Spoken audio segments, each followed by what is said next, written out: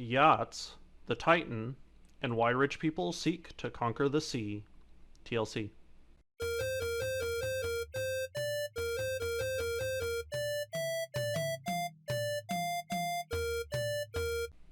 Have you ever been in a small vessel before? I'm not talking about a ferry or a cruise or a 747 or the Starship Enterprise. I'm talking about a small fishing trawler or a Cessna 172 or the bubble copter. You see, the motion of the ocean and air affects smaller vessels more than big ones. This can be counterintuitive for some.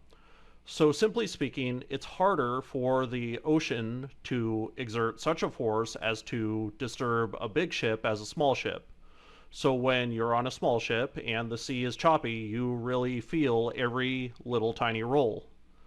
You feel smaller, vulnerable, and supremely at the mercy of the sea.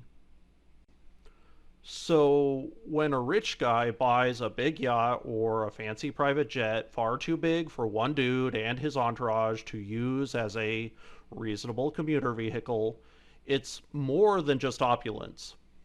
Well, no, it's still just opulence, but it's to feel comfortable, you see. It's to feel secure in the idea that you have conquered the sky and the sea. But as we're being reminded, this is a false sense of security. In recent times, we've seen quite a few high profile accidents featuring small air and sea craft. And remember, these are just the high profile accounts that I'm listing here. More happen. I also want to emphasize that these events are accidents and tragedies. I do not want to imply that the kids involved or the people who died or went missing deserve their fate. Such vessels are a fun novelty. And, I remember when I was younger, I had a couple good opportunities to do all of the things that I've listed above so far. I've sailed in a small boat, I've ridden in a bubble copter, I've tipped a catamaran onto a single pontoon, and I've flipped one over entirely and been trapped under the sail. Eventually, we stopped doing that stuff. So, why did we stop doing these things? Three reasons. One, it's dangerous. Two, it's costly. But three, and most importantly, it's unnecessary, especially now. You see, all these things I did before the drone technology or the virtual reality technology existed. Now, at this point, I kind of consider it hubris that so many people insist that we must send people to Mars or to the Titanic, when a drone performs much better and risks much less. Oh, I get it. If you want to say some things you simply must experience for yourself. I totally get it, except for the simply must part. Unlike some, I was lucky enough to grow up during the time where the real world and the virtual world sort of began to mix. And not only can I respect the concept of like the holodeck that was realized back in the 80s, but today I can begin to experience the very point, the very reason that such a thing like the holodeck might exist. So I ask, why does a video game exist, or a movie, or a TV program? It is to spark your imagination and permit you to live vicariously through a virtual experience, especially in the realm of fantasy. After all, how are you ever going to throw a fireball any other way? But let's take this one step further. Why would you play a heated match of paintball with your friends or coworkers?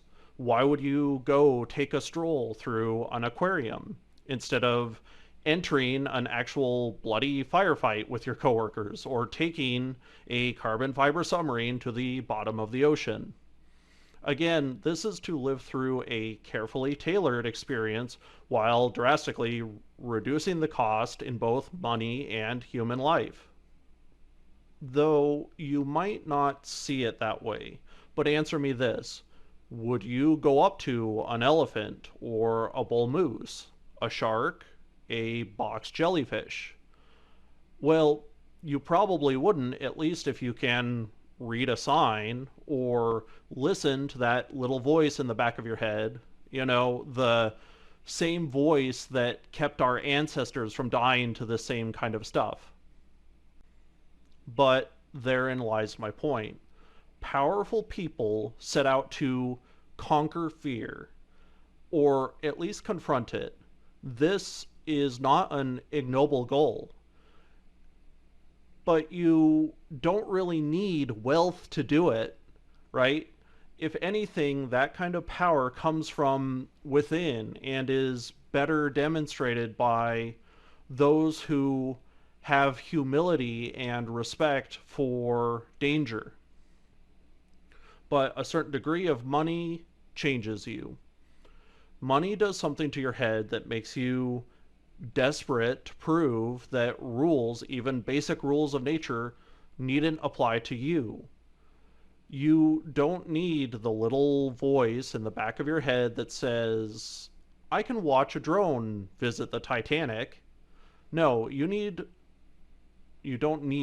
have the little voice that says, I simply must I must experience the Titanic for myself, right?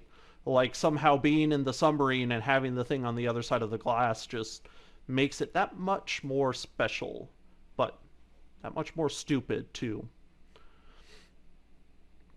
That voice in their head says, not only do I go out to sea often, but I must conquer it whilst lounging in the lap of luxury.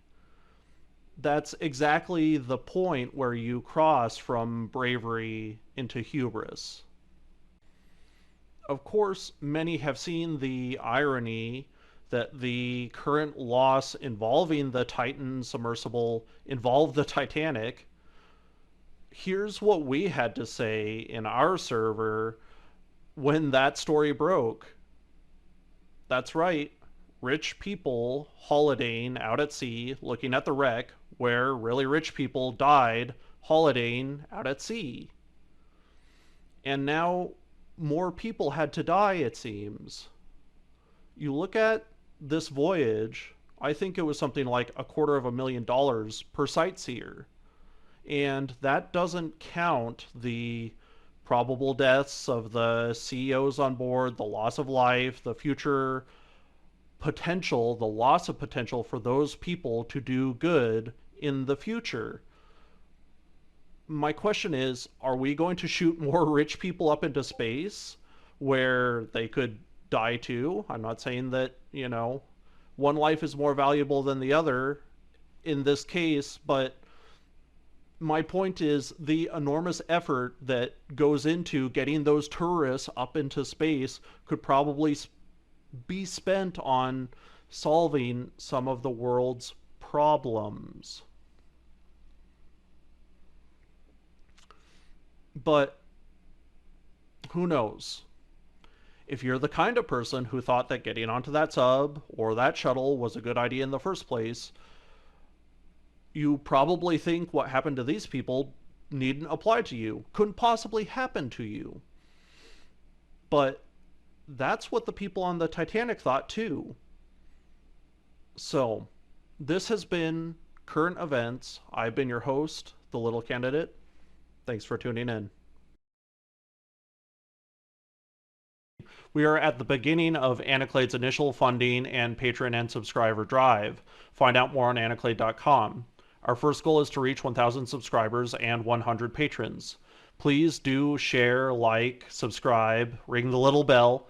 You can also support us by buying our merch on Teespring or donating through Buy Me a Coffee. Links in the description below. Thank you for supporting us in your way.